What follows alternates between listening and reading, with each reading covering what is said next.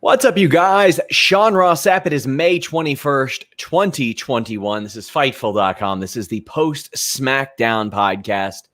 Jeremy Lambert very clearly just left Jimmy Van livid. Back-to-back weeks. He is not here on the Smackdown review. But a little bit of a programming note. I'll be on assignment next weekend, so Robert DeFelice will be filling in for me along with Jeremy. And also, there's no AEW on Wednesday because they're moving that show to Friday for next week and the next couple weeks. So what we're doing is that post-SmackDown show will air as planned. And then at midnight, Friday/Saturday, Alex Pawlowski will have your AEW review. I have welcomed the rest of the staff to kind of hop on that with him if he so chooses. So make sure you guys go over there, donate some super chats, show a little bit of love. But hey, show some love to a paper champion, Joel Pearl. How you doing? I was doing great until you said that. No, you know what? I'm doing all right. I can't complain. I got my first vaccine today. I'm out in Toronto, Canada. So it's starting to happen. We're getting our vaccines. I'm excited. I'm happy, Sean. I'm happy too. I'm happy you got yours. Jeremy is a little bit sidelined right now because he got the second one. And if you know Jeremy, it's probably hitting him pretty hard because he doesn't like to take time off like this. But he has. So you know what? I hope you guys just enjoy the show anyway. Please leave a thumbs up. Please subscribe. Please tap that bell for notifications.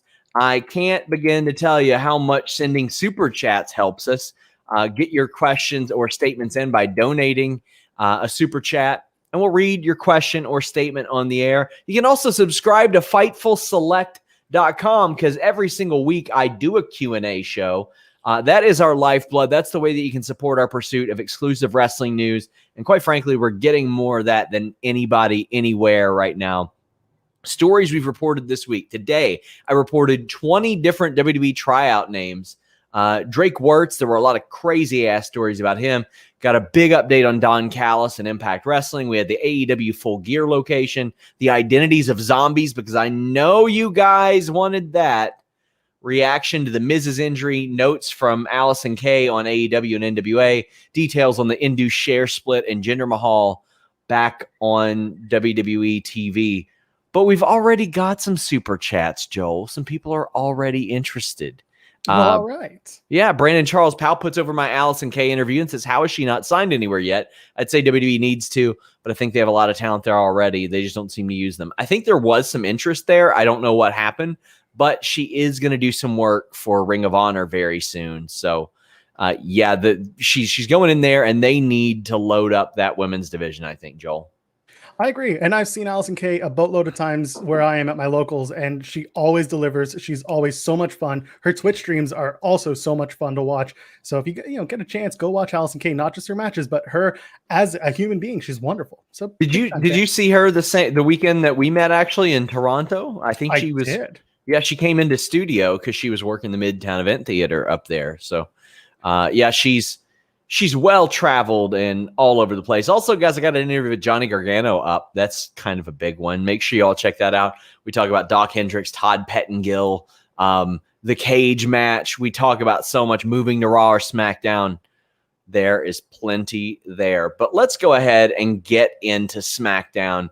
And there's plenty to talk about on SmackDown, too. Some things happened. But this opening segment was weird to me. It was a championship parade, and it was basically to have your champion stand out there on the ramp while Sonya Deville says, oh, hey, we're going back on the road. What did you think of this? It felt really awkward to me. I mean, you just kind of carted out your champions and said, hey, look at us. This is the parade of champions.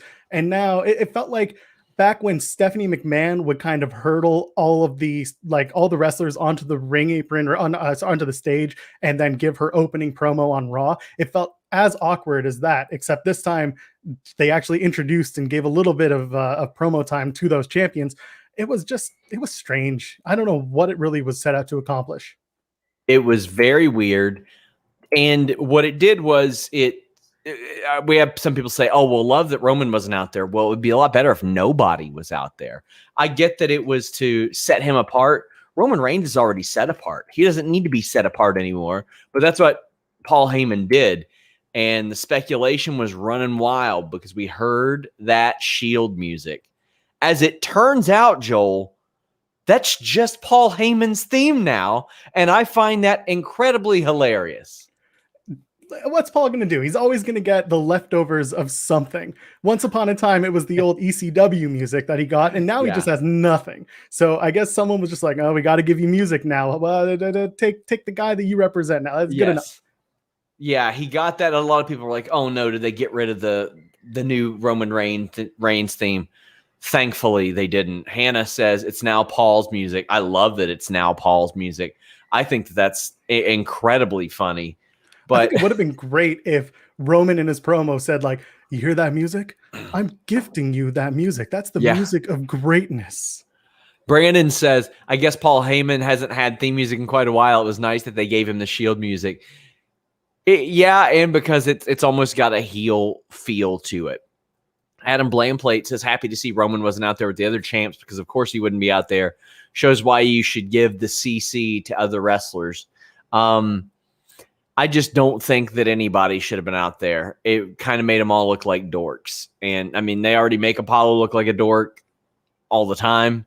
But, yeah, I did. It wasn't for me. It wasn't for me. But later on, Roman Reigns does come out, and he does have his music. And he says that he's going to allow himself to be celebrated. He teaches his kids humility and all that. And he wants Jimmy Uso out at the ring. But he doesn't get Jimmy Uso. He gets Cesaro in a sling.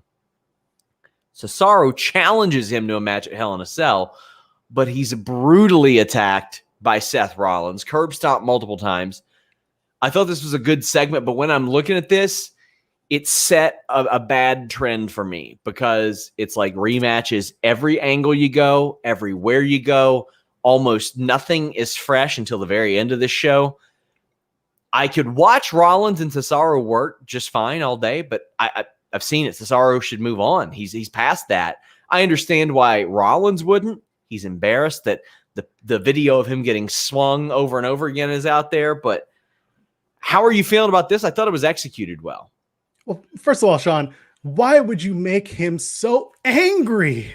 What is wrong? I'm going to mute Joel Pearl. This is an abuse of his position on the podcast. You can tell that he hangs out with Jeremy Lambert. He's put the glove down. I have unmuted his mic. I just wanted to live a little bit, Sean. Okay. You just wanted to live a little bit. How dare you? So anyway, back to the actual promo at hand. Was it good? Yeah. I mean, I loved having Seth come out and take out Cesaro because there's a point. Roman beat the hell out of Cesaro. He did it on his own. What does Cesaro get from a rematch? What does it accomplish? So now, at least if you're going to go back to Roman and Cesaro and Seth, you're going to add those stakes to it. So at Hell in a Cell, could it be those two? You got a month till Hell in a Cell. I don't know, but at least there's a good story to tell to eventually get to see who faces Roman at Hell in a Cell. Yes, I agree there. Rollins backstage says that he blacked out and that he did the "why am I so violent?" but literally said it. He's like, "Why do you do this to me? Why won't you learn?" I mean, this is continued unhinged Seth Rollins. Again, I think he's pulling it off well. What I wish they would do when they have feuds with people is get these people wins on WWE television instead of them just facing the same person that they're feuding with. Like, get them some wins. That way that feud means a little bit more. Yeah, absolutely. And that's the only way to build a wrestler now. I mean, we're seeing enough 50-50 and going on. I will get to Ziggler and Roode taking L's left, right, and center later on. But at least towards the top of the card, we're starting to see that the 50-50 is not always the only story that they're telling. By the way, Roman having a tracksuit now, big fan of that. It's a good looking tracksuit. Really, people are clamoring for it. It's got his silhouette on there. I thought that was pretty cool. I like that. So backstage, Jimmy Uso finds Sonya Deville or Adam Pearce. I can't remember which one. I think it was Sonya. Oh, sorry. Adam was off this week. Okay, Adam was off this week. Sonya grants him a match against the Street Profits. And I like this. And I like Sonya saying, this is a big match. We got to promote it. That's something I almost only heard Dario Cueto say in the past. Like, I think it was when Tejano faced Alberto El Patron. He's like, no, a match like that I got to promote. And I love hearing that. But Jay is not so thrilled with it. He's like, you didn't consult me at all. Reigns didn't seem so thrilled about it. How are you leaning here? We got a really great super chat that I want to give some attention to if I can pull it up. We've got Anthony Velasquez. He said, do you guys think Roman refuses to let Jay compete in the tag match next week? I feel they're going to build towards the Usos finally tagging together again. I think that's how it goes, Joel. I think he says, you're not going out there. And Jimmy just gets his ass whipped real bad. I think it's going to be that up until the point where Jay eventually makes the save, just like Jimmy did for his brother just before we got to WrestleMania Backlash. The brotherhood is too strong. It's stronger than Roman. And I mean, you kept hearing Jey Uso say, I owe him that. I have to tell Roman about the match because I owe him that. Whereas Jimmy is saying, it's not about him. It's about us. It's a really interesting family dynamic that we're seeing. But I think that at the end of the day, the brothers will be together, but still be at odds. In other words, they'll save each other, but Jay will still go back to Roman each time. Yeah. Let me tell you, I loved Montez Ford's Usos impersonation. It was top notch. It was fantastic. It was just so, it was so accurate, yet parabolic almost. Like the way that he added to it and went over the top with it almost felt like it was on the money with how they act sometimes. It was really, really good. Bezos says they know Twitter was going to break after that Roman close-up. And if you want to be called daddy like Roman, BlueChew.com code Fightful. A dang, friend.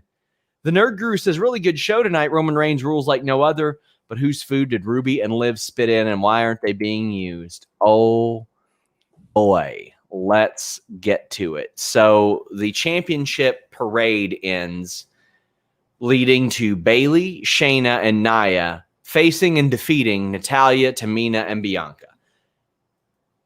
Because one, when you win a title, it doesn't matter. You get relegated. You get treated like you're the same. You're same as everybody else. Nobody ever gets over, ever, ever, ever. Match was fine. A highlight I really loved. There were two things. One on commentary. Michael Cole saying, the Hart Foundation won the titles in this building, and that means a lot to Natalya. That was such a good touch. Yeah. The Bayley to belly on the floor, pulling Bianca out, great touch. Really loved that. But then we get to the booking, Joel. And the next Monday, we're getting Shayna and Nia against Natalya and Tamina. And I was like, okay. And then, like, Joel, I forgot that they had this title match on Raw. They just did it. Oh, and by the way, they had this title match on SmackDown. And by the way, they had another 2-on-2 match on SmackDown. And oh, by the way, this was the title match at WrestleMania. And oh, by the way, on the WrestleMania SmackDown edition, they had Tamina competing. This is the 5th 2-on-2 match between them since WrestleMania weekend. This is the 11th match in the feud. I'm in the middle of a 3,500-word article for Wrestle Talk for their magazine about how redundant WWE storylines are. Like, and we got people that are saying, oh, well, you're not upset about Pinnacle versus Inner Circle because the Inner Circle is going to break up, bro. And also, it's the second match. One main evented a show. The other's main eventing a show. This is 11, Joel. And there's a story within the Pinnacle Inner Circle that intertwines with every single member of the Pinnacle. There's something there. At least that's made sense and that's gone somewhere. And yeah, twice is fine. This is absurd. And listen, anyone who follows me sees me talk about Tamina and being very... I like Tamina. I have a soft spot for Tamina. I'm part of it. I especially do. Hearing Chelsea Green say, my broken wrist would have been a shattered wrist if Tamina wasn't there. That's her right. Talking about how everybody takes care, how Tamina takes care of everybody. That stuff goes a long way. And seeing how much this mattered to Tamina made it matter to me more. 100%. And, the fact that WWE went out of their way and said, 4,008 days until she won her official championship, 24/7 title notwithstanding, they still made it a big moment for Tamina to have won a tag team title, let alone any title in WWE. So let that ride. But we don't need to see the rematch upon rematch upon rematch every single time. Like that super chat said, you've got Liv and Ruby. You have other tag teams that you can go to. And listen, I'll give Michael Cole one piece of credit, and that's at least when Shania Payne, as I call them, that's Shayna and Nia, when they come out, whenever they come out and they're on SmackDown, at least he said it's the brand to brand invitational. At least he tried. Yes.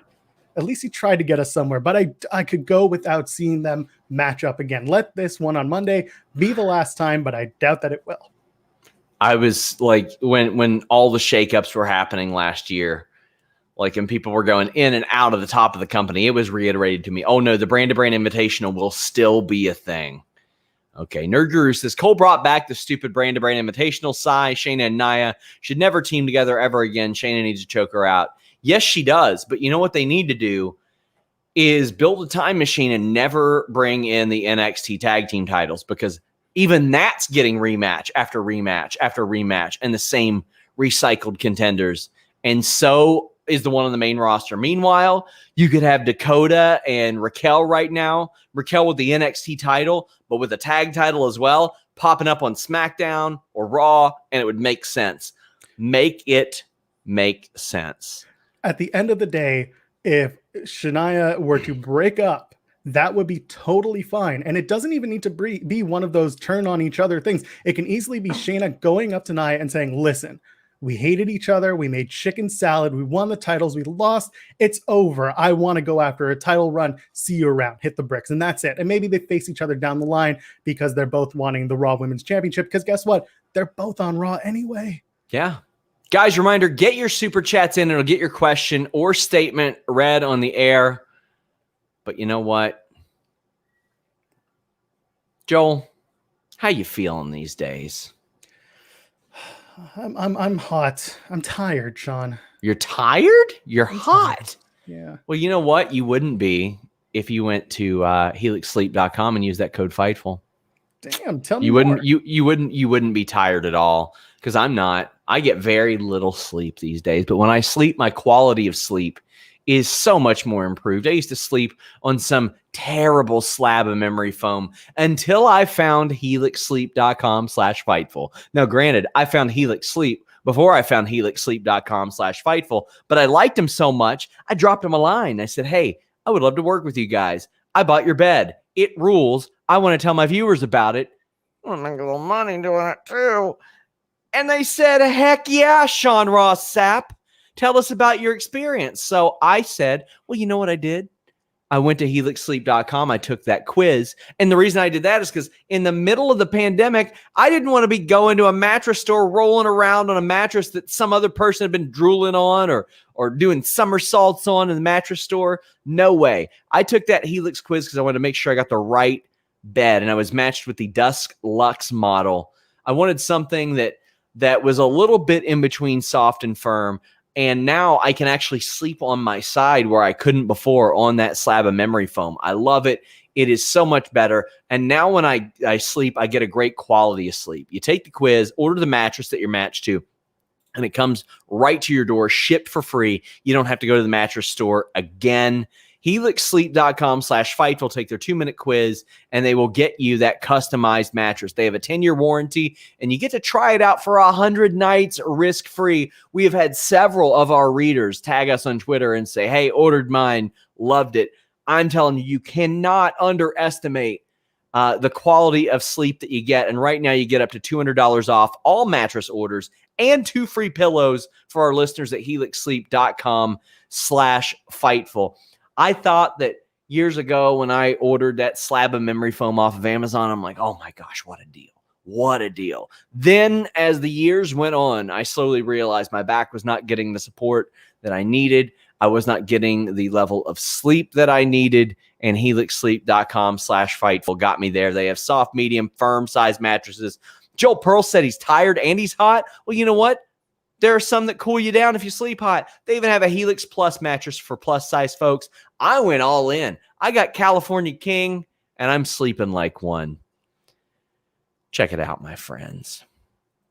That's sorry, I was going to say I've taken that quiz. It is actually really good and it is really quick. So I see other people in the chat saying that they've gotten their Helix Sleep mattresses. It's good. It could go ahead. I haven't pulled the trigger yet, but like I said, I did that quiz. It is so easy and I learned a lot. So take a look. That was my thing. I was like, okay, I want to buy a new mattress. I wasn't willing to wait any longer because my back was getting all screwed up. Ray says he bought one because of us. But I did not want to go to a mattress store in the middle of all this. So I was like, okay, didn't want to order something that I didn't know I was going to like. And they make sure you know what you like. And if you don't like it, you can send it back and they'll pick it up.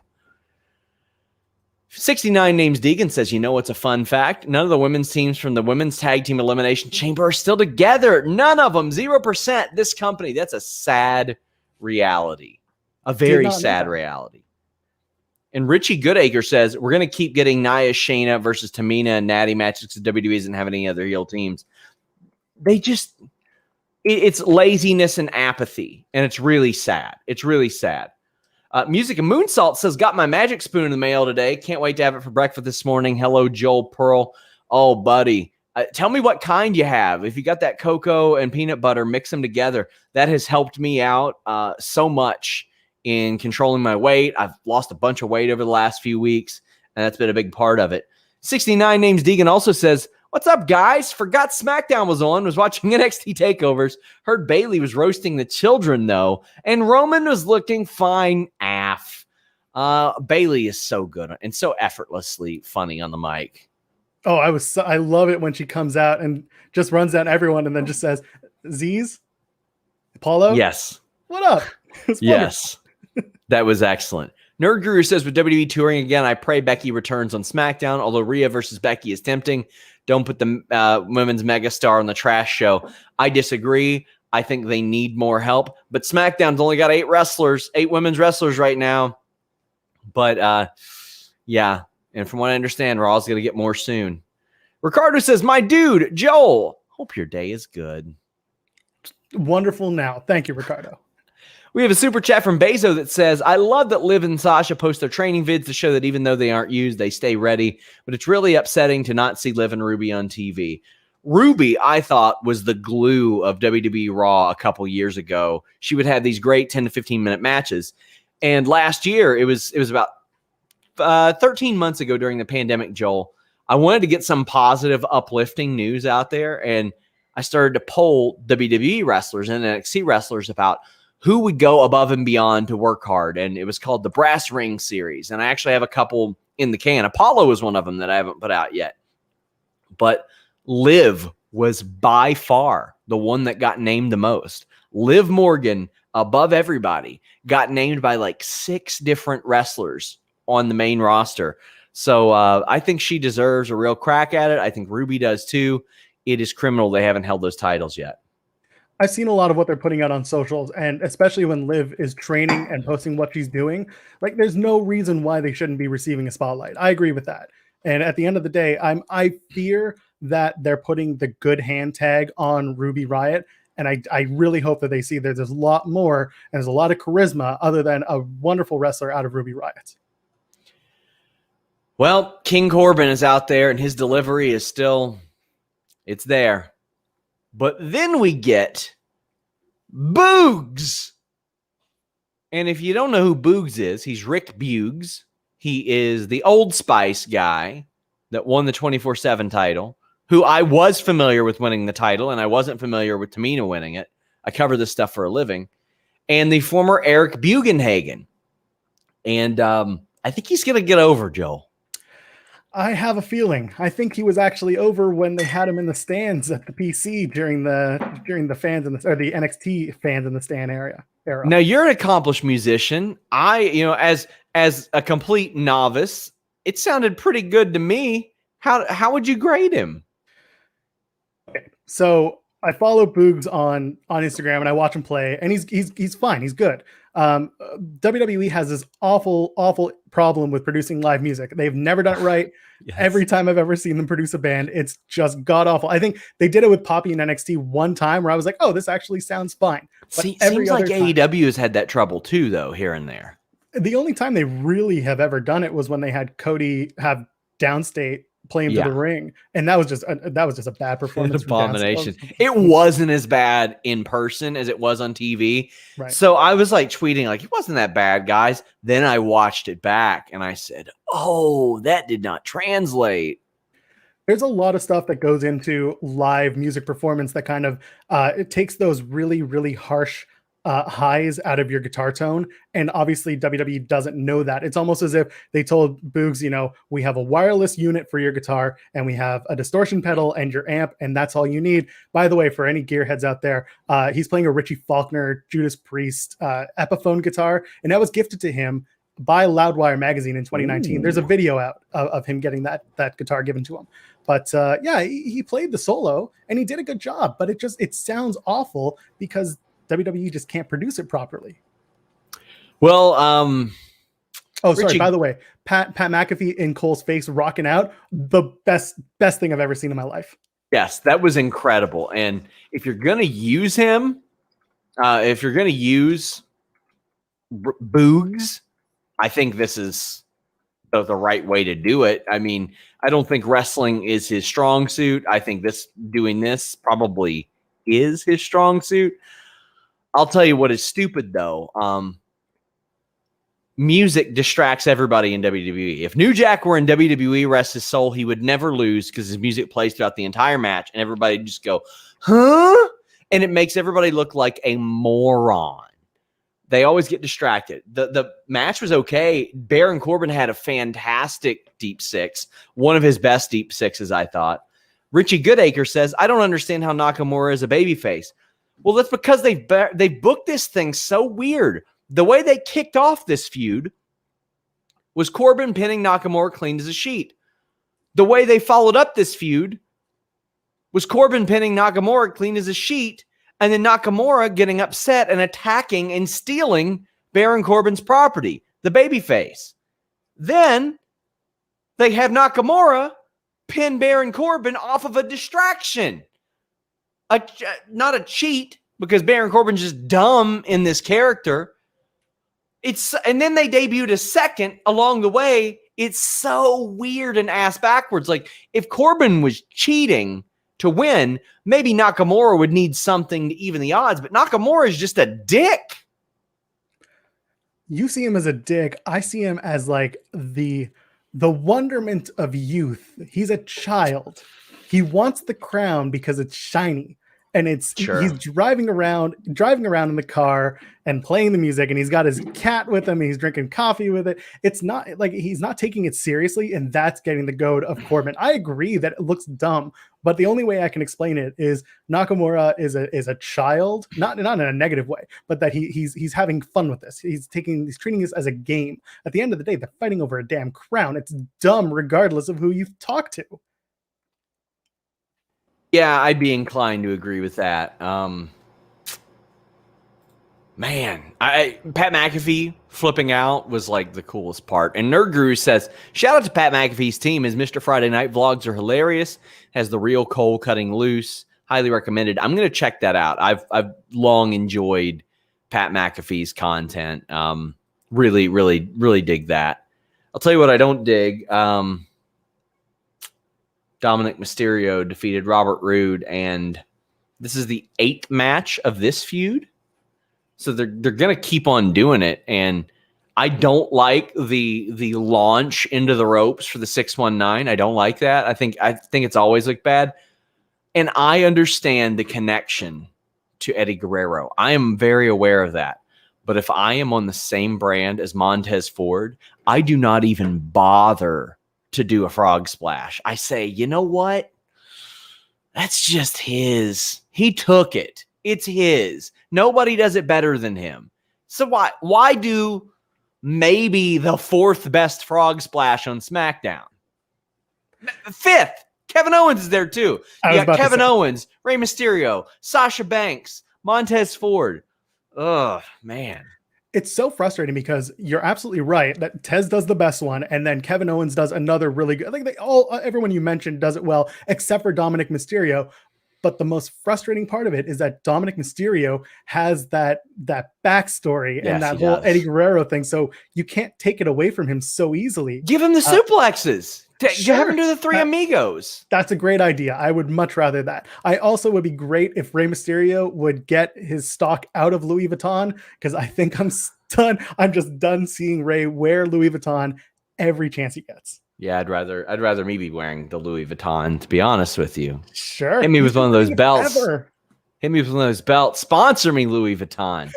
But I mean, we know where this is going. They're gonna have another match, and we're not gonna care about it. It's gonna be a solid match. The Mysterios are gonna win, and then they're eventually gonna drop the titles of the Usos. That's how it's gonna happen. Predictable isn't bad if it's good. I'm excited about the Usos winning. I'm not excited about another Dirty Dogs and Mysterios match. I would rather see the Dirty Dogs go do something else. What's the over-under on Roode pinning Rey Mysterio next week on SmackDown? Because you know it's going to happen. And you've already got 3 out of 4 times the Dirty Dogs have lost. There's got to be one, right? I would rather one of them beat, well, not Otis and Gable, because they did that 100 million times. Cyclops says y'all need to acknowledge the baby champ. Listen, I'm going to read it because I like Cyclops, and I want more people to send in super chats. Please send in super chats, and I'll tell another story about the guy who got beat up over ramen noodles last week. I'll tell another great story about him if you all hit us with some super chats ahead of this main event. But come on, that's abuse. That's abuse, Cyclops. Reported for harassment. Did you guys had take your kid to work day growing up? Was that available in the States? Was that a thing? Okay, because when Roode said it, and Roode's from Peterborough, Ontario, he's from Canada. He said it, and I was like, wait a minute, do they do that there? Because I remember take your kid to work day when I was young, and I was like, oh, that's I'm pretty sure they stopped it in the last couple of decades because nobody can afford to have kids anymore if they're working. I mean, come on, you know how it is. Well, guys, I'm almost done with my plugs, but you know, we got a magazine. We got a magazine over at fightfulmag.com. Go check it out. The story of the AWA, not that AWA, the fake AWA. We got the mailbag. We got Jimmy Van writing. We got Matt Cardona writing. I've got a special edition of Making a Finisher with Rhino, where he talks about the SmackDown set getting torn down and the hardest one he ever hit, going through a shopping cart. We got Taylor Hendricks with the breakout stars of 2021 female free agents. There's a story about Jim Neidhart gambling away a watch that Vince McMahon gave him. That's interesting. An interview with Ricky the Dragon Steamboat, a look at Mike Tyson's Punch-Out, wrestling mega fans. Carlos Toro breaks down infamous boxing cheats, and Joe Holbert looks at Flair versus Funk. A little something for everybody. This content doesn't get old, my friends. But interference gets old to me. But you know what? I'm letting it slide tonight because we got Aleister Black back, Joel. He's got some daddy issues still. But he's back. And this match was really good. This Intercontinental title match felt important. They built it a week ahead. They had built it weeks ahead. Sammy probably shouldn't have been in it because he hasn't been winning. But every single person in this match felt like they cared about it, like they wanted to win, like this match mattered to them, Joel. Those 4 promos throughout the night were perfect for me. I was so happy to watch KO talk about being a prize fighter. You had Apollo at the top of the show being, kissing his title, saying, I don't want to give it up. You had Sami Zayn talking about how he's, going to be the champion of the people, and that Caleb Braxton is part of the propaganda machine. And finally having Big E show up. So something that people talk about is Big E being unavailable to be a serious contender. I loved that he showed up, he starts laughing, he's joking, and then bam, he's serious on a heartbeat. And it's such a good impassioned promo. And that's it. And then he laughs again and he's out. And it's perfect for me. I love that. It's like throwing it right in the face of all the naysayers that said that he couldn't do that. Now he's showing that range in a single promo. And I thought that was really good. This headline SmackDown on Fox, that it felt important. Poor Big E could not stand up without somebody diving on him, which I thought I thought that when Sammy did it, he should have done it to Big E as well. It should have been like a recurring thing. Then that's when they could have went to the suplexes spot where Big E's like, I'm sick of this. I'm just going to throw everybody. but there were a lot of suplexes in this, and I love it. Owens got dumped on his head multiple times. It was mostly by Sammy, too. Yeah, outside the ring, it's like, we're going to see how hard we can suplex people. I don't get to see that Fisherman's Buster as much anymore, and I'm so glad that I did. Beautiful spot, Joel. Apollo hits the Death Valley Driver on the apron and then gets YOLO dived. That was so good. So much fun. That was so wild. But this match was very good. I didn't need Commander Aziz involved in this. I would have liked if Big E took him out ahead of time. But what we got was Apollo Crews winning the match when Big E gets hit with a black mass by the returning Aleister Black. And I love that they did this, Joel. They ran one of his vignettes tonight because I didn't expect him to come back. Because what does WWE usually do?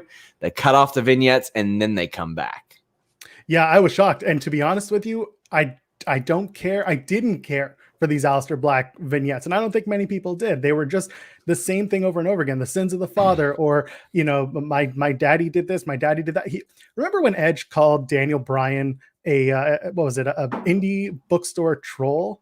That's the first thing I thought of when Aleister Black started reading from a giant book, wearing those big old glasses. And it was something out of Far Cry 5, Culling the Herd, for those gamers out there.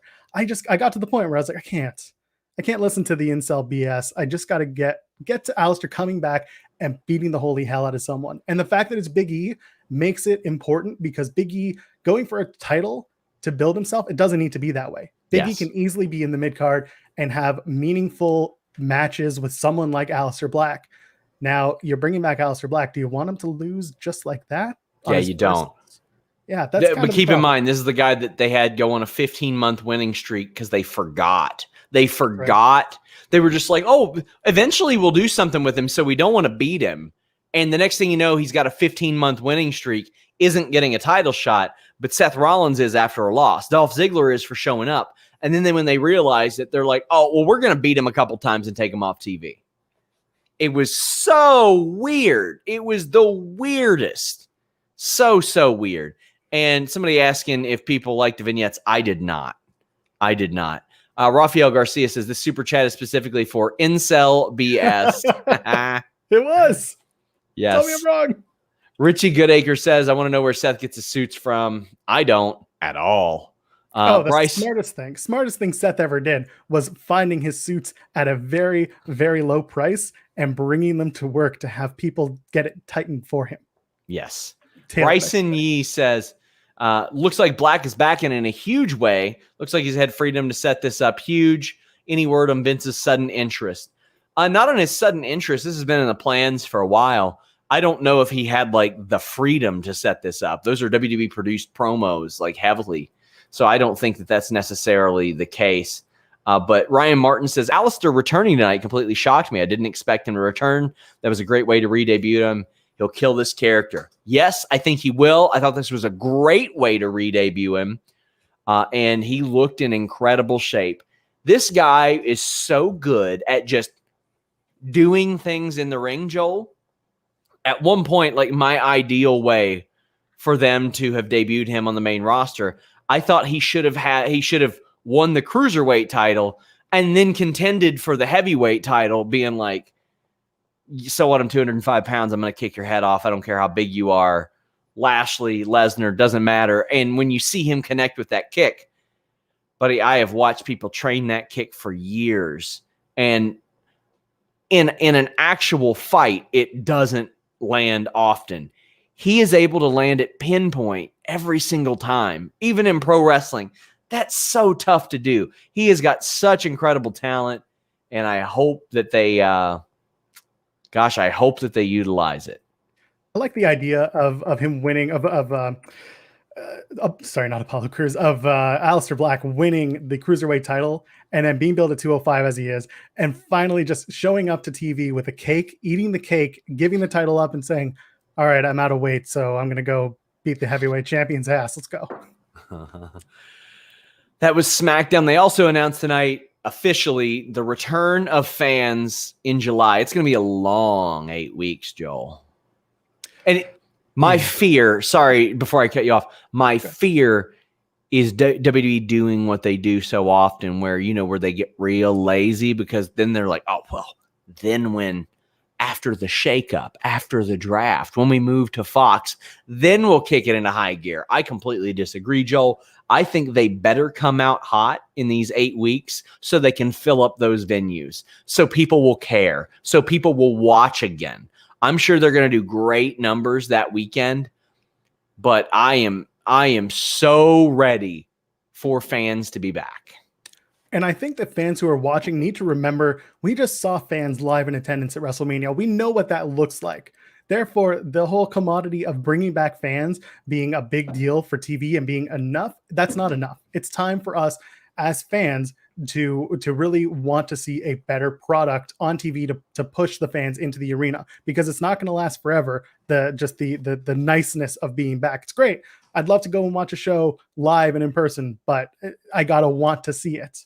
Also, you're in Ontario, so you literally can't. You're not allowed to ever do anything ever. End of summer. I swear to God, end of summer. How long is your all's lockdown?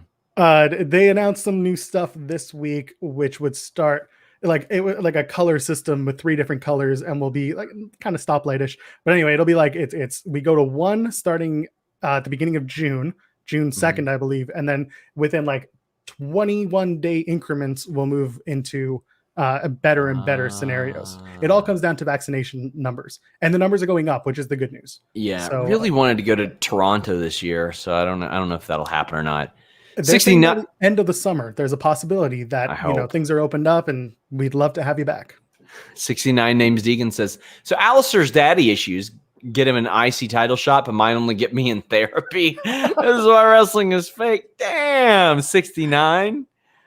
Dylan says Black attacks Big E, whose shtick is positivity. A+.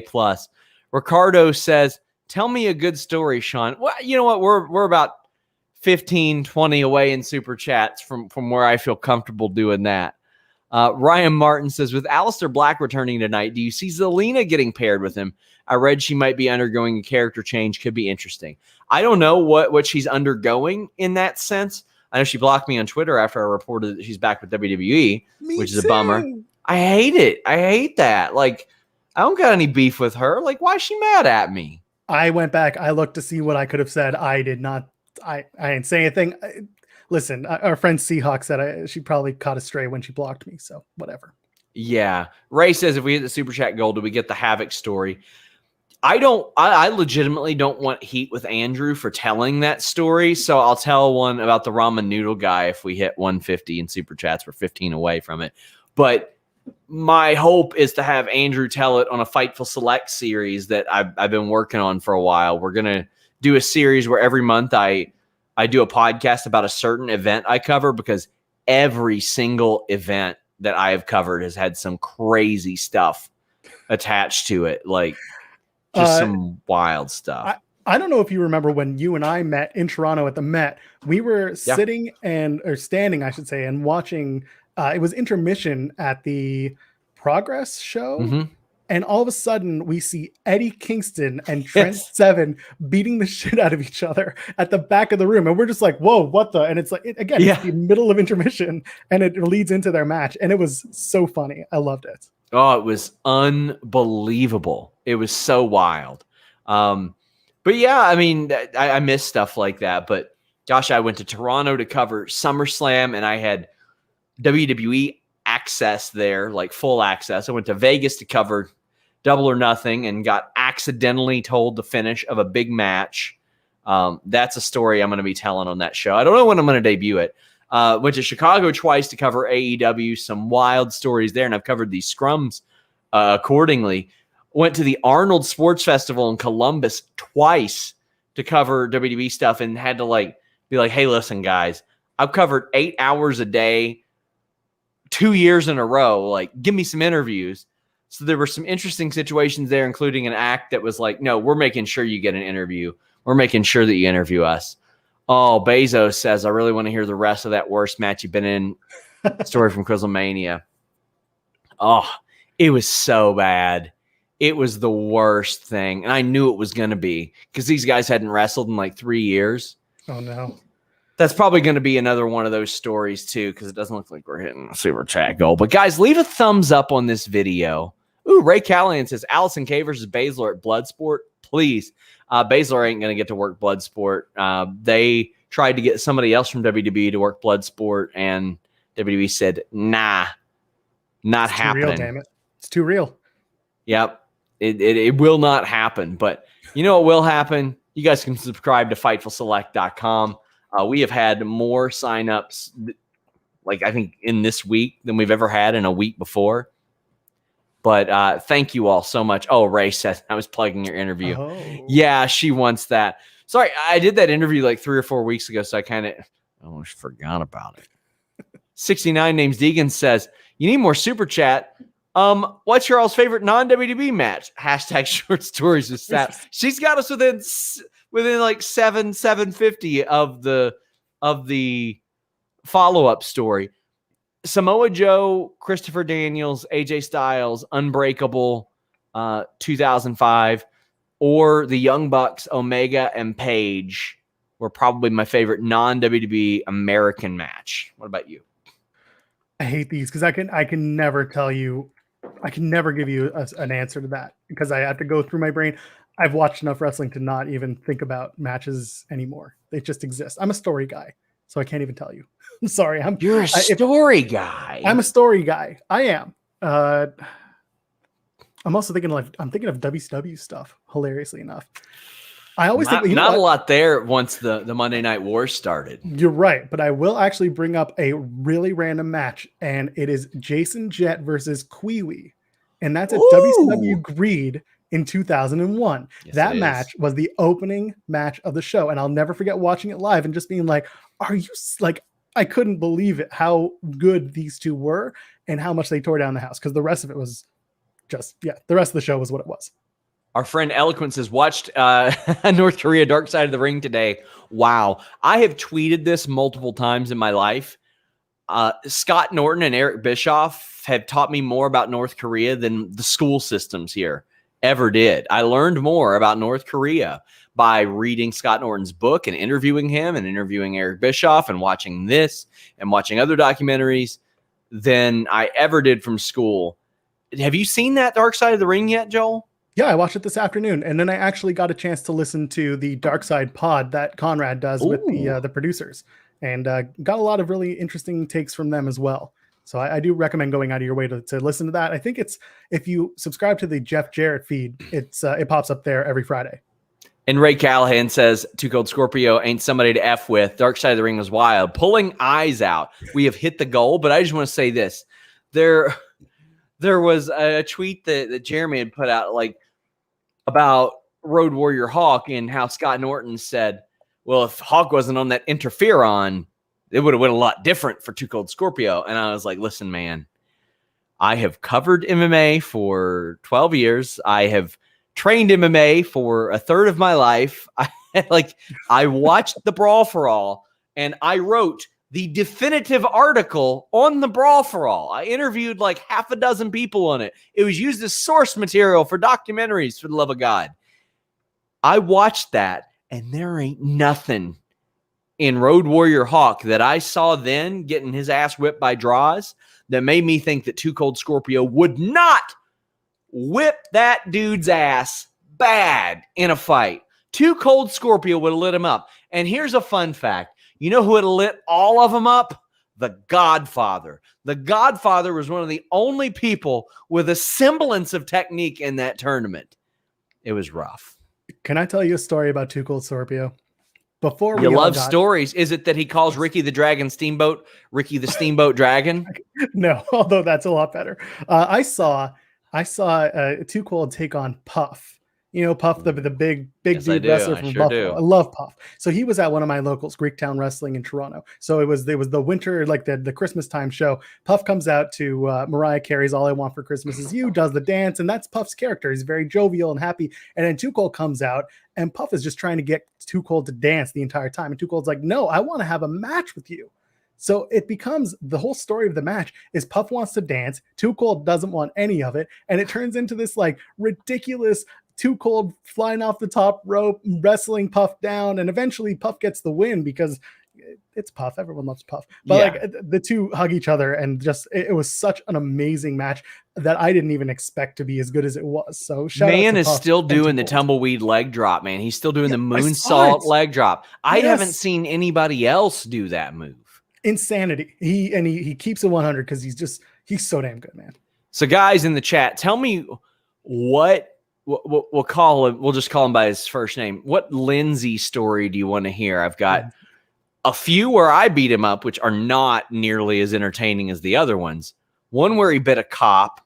One where he fought his brother while there were some vehicle accidents going on. Some pretty wild ones. There's a lot of them. There's a lot of these stories. Nerd Guru says, do you think Nick Gage and Andrade are showing up at Double or Nothing for the full house of fans? I think Nick Gage would be an awesome like Joker wild card, whatever it was. I think he would be a good shout right now. I think right now is the perfect time for it. Yeah, I agree. And for Andrade, I mean, he's got enough stuff to get ready for outside of maybe showing up. And if we watch Impact Wrestling every single Thursday over on twitch.tv/Fightful Gaming. Come and join us. And we talk about this, how during the build-up to Swan and Omega, there was no Swan. And after that, we've all given up on the idea of anybody not signed to AEW showing up to any AEW events. Harshdeep says, hey there, Sean, big fan here. Love you, dog. Well, hey, we love you too. Thank you so much. I can't tell you how important that is. Never gets old hearing that. Chris Rain says, got to meet Godfather this past weekend at Squared Circle Expo. Such a great guy to have a conversation with. Well, Steve Austin's about to have one with him. About to say. Steve Austin interviews, I don't care who it is. He could interview Just Joe or Tiger Ali Singh, and I'd be like, I can't wait for this, because he's able to drag things out of them. Because who are you going to respect more than Steve Austin? You're not going to not answer Steve Austin. You know what I mean? Totally. He shared a locker room with 99% of the people he's interviewed. Why not go a little bit deeper with them? Guys, please leave a thumbs up. It looks like we're going to do the Bite a Cop story in a moment. Bezo Banks says, maybe weird. Maybe it's because I'm young. But to answer that question, Gail Kim, Taryn Terrell, Slammiversary, last knockout standing match. And he says, that's the match that made me see what women could do. I adore Gail Kim as a person. She is wonderful. She got me my interview with Nydia.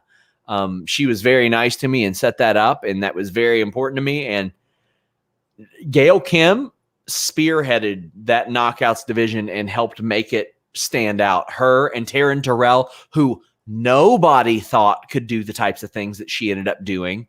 It was very good, and Awesome Kong is a big part of that too. But unfortunately, Taryn's not in wrestling. Well, she's doing some other unfortunate things if I hear right. But 69 names Deegan says short stories with Sapp. He bit a cop. Okay, so here we go. Now let me tell you guys, this guy is the dopiest son of a bitch I've ever met in my life, and still, even though like he's one of those people, it's like but. Like, if I saw the dude in trouble across the street, I'd help him out. Because he's a longtime friend of my cousin who is like a brother to me. I haven't spoken in 10 years, but you know what? Have some compassion. But and in this situation, I actually tried to help him, Joel. You're a good man, Sean. I've got allergy-induced asthma. But, gosh, I feel like it was late 2000s. I want to say 2007-ish or something. And I got to give him credit. He did one smart thing. Back in those days, he would write on a slip of paper, Lin-Z. He would put that slip of paper behind the battery in his phone. That way, if he ever got his phone taken because of the unsavory people he was hanging out with, and they tried to say, no, it's mine. He could be like, this is my phone, actually. It's my phone, dude. And he got his phone stolen. He and my cousin were hanging out with this girl who, she was rough. She was rough. I mean, a rough person. Beautiful girl, but just rough person, as I found out. And his phone went missing. They were in like a little bit of a car accident together, but his phone went missing. Well, I happen to know her. I went to see her. I was like, hey, did they leave their phone here? What happened? What's going on? How's that going? In the midst of looking for his phone, me personally doing the dude a favor, my phone goes missing. And I'm like, what's going on here? What's going on here? And she's like, oh, hey, I got somebody coming over. So you got to go. And I said, lady, I ain't leaving till I find my phone. So I knew what I was doing. I was like, I'm going to go out to my car and see if I left it there. I'm going to see if I left it there. And I went back in and I see my phone laying on the couch. But what I also see is a Sony Ericsson phone, which I recognize to belong to Lynn-Z. So I popped open the back of it. I looked under the battery and there was a little slip of paper that said Lynn-Z. So I grabbed that phone. I put it in my pocket. I looked there. There was a CD case. And in that CD case, it had the name of my best friend who just had his CD stolen. So I picked that up. I called him. I said, hey, you missing your CDs? And he's like, yeah, they got stolen out of my truck at this apartment complex last week. I said, got him, Chief. So here I am. I'm like, you know what? I got to call Lynn-Z and let him know I got his phone. Don't like the guy whatsoever. Don't like him whatsoever. So I hear, hey, homeboy's in jail. And I said, huh? And they said, he's in jail. And I'm like, for what? And they said, well, he got caught stealing from Verizon. Oh, and I was like, what do you mean he got caught stealing from Verizon? That was our local phone shop, yada, yada. So his father was an electrician. Rest his soul. Oh, there's a story about him beating up his dad, too, along the way. But he walks into Verizon with wire cutters and cuts one of the demo phones off to take it. And they detain him. Like, I don't know who detained him, like Verizon employees. That'd be funny. And they would not. They do not give a shit, I'll tell you that. Yeah, and let me tell you, it wouldn't take much to detain this guy. He's probably 1 in 35 in fights. So in their khakis and their polos, I'll imagine that they detained him. So he's got the phone. It's got the little pull wire still attached to it. And a cop shows up. And a cop cuffs him. And I guess he thinks he's going to make a break for it. So he bites the cop. He physically bit a cop. Why? I assume because he thought he could go. And let me tell you, if there's one thing he did less good than fighting, it was running. So he was not going to get away on that day. Apparently not a good biter either. And I was just thinking, like, man, if he would have stayed home for an hour longer, you would not have well, I don't know if it happened as I found the phone, but I'm just sitting there thinking, like, man, if he would have just held off a day from his cop biting and his wire cutting, he would have had his phone back. And he did get his phone back eventually. It just, he spent like a couple months in jail. Also, listen, he's dumb, clearly. Yeah, dumb. I don't know. So I worked in telco for a few years, and I know that those demo phones all come with like so much software. And the second any of them go missing, the store manager is just block the IMEI, block the serial number, and it's done. It won't go on any networks. So, but he's dumb. He doesn't know how that works. Buddy is dumb. Ricardo says Fightful Select is worth my $10. Hey, you can get it for $5 too. Somebody asked where he bit him. I think on the arm. I'm pretty sure on the arm. Richie Goodacre says, is Awesome Kong still signed to AEW? I think technically she's still there. She's on their roster page.